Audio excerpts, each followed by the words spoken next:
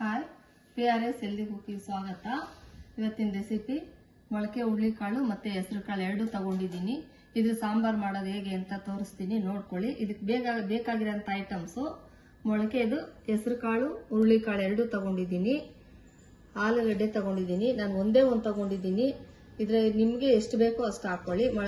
ಕಾಳು ಅಷ್ಟೇ ಸ್ವಲ್ಪ ತಗೊಂಡಿದ್ದೀನಿ. ನಿಮ್ಮ ಮನೇಲಿ ಎಷ್ಟು ಬೇಕೋ ಅಷ್ಟು ಹಾಕೊಳ್ಳಿ. ಬದನೆಕಾಯಿ ಹಾಕೋತಾ ಇದ್ದೀನಿ, ಈರುಳ್ಳಿ ಹಾಕೋತಾ ಇದ್ದೀನಿ, ಟೊಮೊಟೊ 2 ರಿಂದ 3 ಹಾಕೊಂಡಿದ್ದೀನಿ. ಇದನ್ನ ಇದೇ ತರನೇ ಹಾಕಲ್ಲ, ರುಬ್ಬಿಟ್ಟು ಹೇಗೆ ಮಾಡೋದಂತ ನೋಡ್ಕೊಳ್ಳಿ, ಹೇಳ್ತೀನಿ.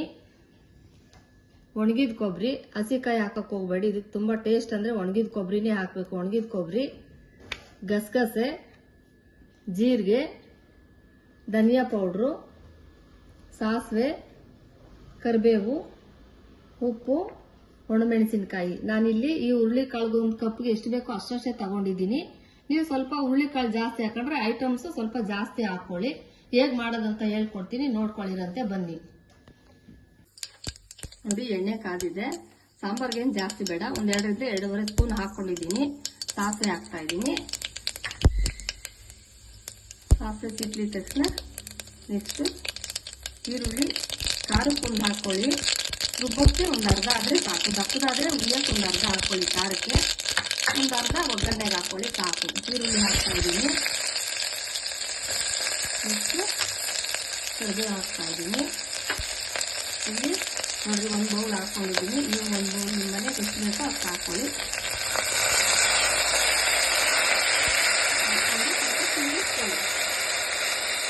ಚೆನ್ನಾಗಿ ಸಿಗಿಸ್ಕೊಳ್ಳಿ.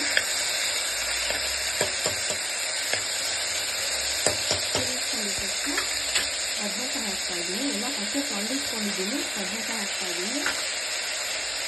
ಆಲೂಗಡ್ಡೆನೂ ಹಾಕ್ತಾ ಇದ್ದೀನಿ. ಇನ್ನು ಆಲೂಗಡ್ಡೆ ನಾನು ಚಿಕ್ಕದೊಂದು ಹಾಕೊಂಡಿದ್ದೀನಿ. ನೀವು ಎಷ್ಟು ಬೇಕೋ ಅಂತ ಹಾಕೊಳ್ಳಿ. ಆಲೂಗಡ್ಡೆ ಜಾಸ್ತಿ ತಿನ್ನೋರಾದ್ರೆ 1 2 ಹಾಕೊಳ್ಳಿ. ನೋಡಿ, ಟೊಮೊಟೊ ತೋರಿಸಿದ್ನಲ್ಲ, ರುಬ್ಬಿದ್ದೀನಿ. ಈ ಥರ ರುಬ್ಕೊಂಡೇ ಹಾಕ್ಕೊಂಡಿದ್ದೀನಿ. ರುಬ್ಬಿಟ್ಟು ಹಾಕ್ತಾ ಇದ್ದೀನಿ ನಾನು, ನೋಡ್ಕೊಳ್ಳಿ.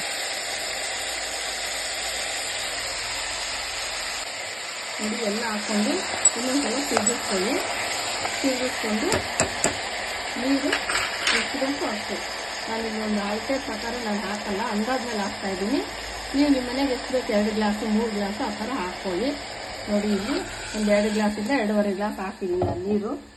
ಲಾಸ್ಟಲ್ಲಿ ಸಾಲ್ಟ್ ಹಾಕ್ಕೊಳ್ಳಿ, ನೋಡ್ಕೊಂಡು ಹಾಕ್ಕೊಳ್ಳಿ. ಉಪ್ಪು ಹಾಕ್ಬಿಟ್ಟು ತಿರುಗಿಸ್ಬಿಟ್ಟು 2 ವಿಜಲ್ ಹಾಕಿಸ್ಕೊಂಡಿದ್ದೀನಿ. ಸಾಕು, 2 ವಿಜಲ್. ಕಾಳು ಜಾಸ್ತಿ ಬೇಯಿಸ್ಕೋಬೇಡಿ, 2 ವಿಜಲ್ ಸಾಕು. ಕ್ಯಾಪ್ ಹಾಕ್ಬಿಡಿ. ನೋಡಿ, ಒಣಗಿದ ಕೊಬ್ಬರಿ ಇದಕ್ಕೆ ಹಾಕ್ತಾ ಇದ್ದೀನಿ. ಖಾರಕ್ಕೆ ಏನೇನು ಹಾಕ್ಕೋಬೇಕಂತ ಹೇಳ್ತಾ ಇದ್ದೀನಿ. ಫಸ್ಟ್ ಒಣಗಿದ ಕೊಬ್ಬರಿ ಹಾಕ್ಕೊಳ್ಳಿ. ನೆಕ್ಸ್ಟ್ ಗಸಗಸೆ ಹಾಕ್ಕೊಳ್ಳಿ.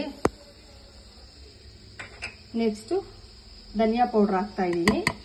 ಇನ್ನು ಹುರ್ಕೊಂಡು ಏನೇನು ಹಾಕ್ಕೋಬೇಕಂತ ತೋರಿಸ್ತೀನಿ. ಜೀರಿಗೆ ಹಾಕ್ತಾ ಇದ್ದೀನಿ. ನೋಡಿ, ಬಾಣಲಿಗೆ ಜೀರಿಗೆ ಸ್ವಲ್ಪ ಬಿಸಿ ಆಗಿದ ತಕ್ಷಣ ಹೆಚ್ಚು ಹಾಕೊಂಡ್ಬಿಡಿ.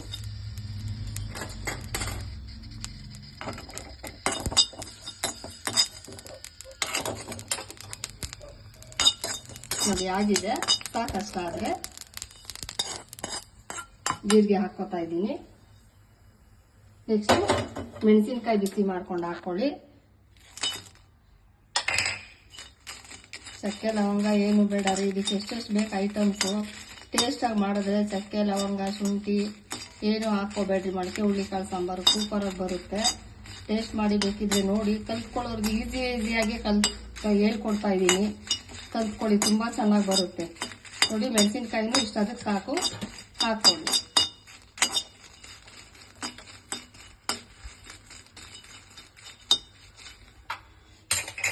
ಹಾಕ್ತಾ ಇದ್ದೀನಿ.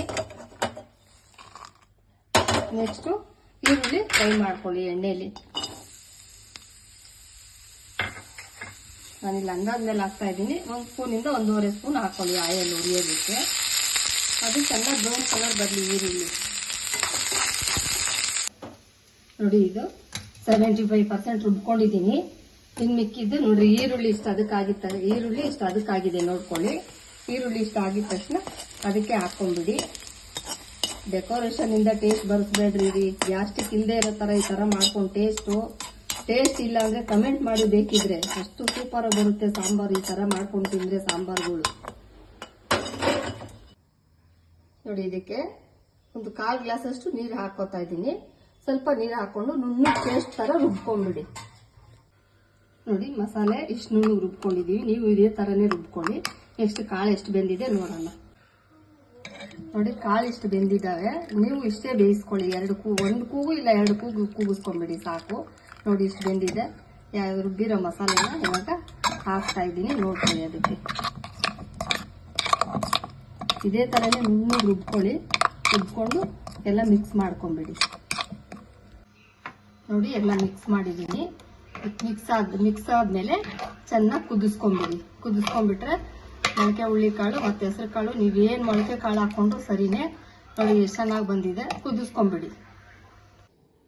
ನೋಡಿ ಬಿಸಿ ಬಿಸಿ ಮೊಳಕೆ ಕಾಳು ಸಾಂಬಾರು ರೆಡಿ ಆಗಿದೆ. ಮಸಾಲೆಯಿಂದ ಯಾವತ್ತೂ ಟೇಸ್ಟ್ ಬರ್ಸ್ಕೊಳಕ್ ಹೋಗ್ಬೇಡಿ. ಏನೇನು ಐಟಮ್ಸ್ ಎಷ್ಟೆಷ್ಟು ಹಾಕ್ಬೇಕು, ಹೆಂಗೆ ಹಾಕ್ಬೇಕು, ಮತ್ತೆ ಪ್ರೀತಿಯಿಂದ ಅಡುಗೆ ಮಾಡಿದ್ರೆ ತಾನಾಗೆ ಟೇಸ್ಟ್ ಬರುತ್ತೆ ರೀ. ಬರೀ ಮಸಾಲೆ ಹಾಕಿದ್ರೆ ಟೇಸ್ಟ್ ಎಲ್ಲ ಬರಲ್ಲ. ಬಾಡಿಗೆ ಏನು ಬೇಕೋ ಅದು ಎಷ್ಟು ಬೇಕೋ ಅಷ್ಟು ತಗೊಂಡ್ರೆ ಅಷ್ಟು ಹಾಕಿದ್ರೆ ಸೂಪರ್ ಆಗಿರುತ್ತೆ. ನಮ್ಮ ಆರೋಗ್ಯನೂ ಚೆನ್ನಾಗಿರುತ್ತೆ. ನೋಡಿ ಈ ಥರ ಬಂದಿದೆ. ನೀವು ಟೇಸ್ಟ್ ಮಾಡಿ, ಲೈಕ್ ಮಾಡಿ, ಶೇರ್ ಮಾಡಿ, ಸಬ್ಸ್ಕ್ರೈಬ್ ಆಗೋದು ಮರಿಬೇಡಿ. ಓಕೆ, ಪ್ಲೀಸ್ ಸಬ್ಸ್ಕ್ರೈಬ್ ಮಾಡಿ, ಸಪೋರ್ಟ್ ಮಾಡಿ. Okay, bye, thank you.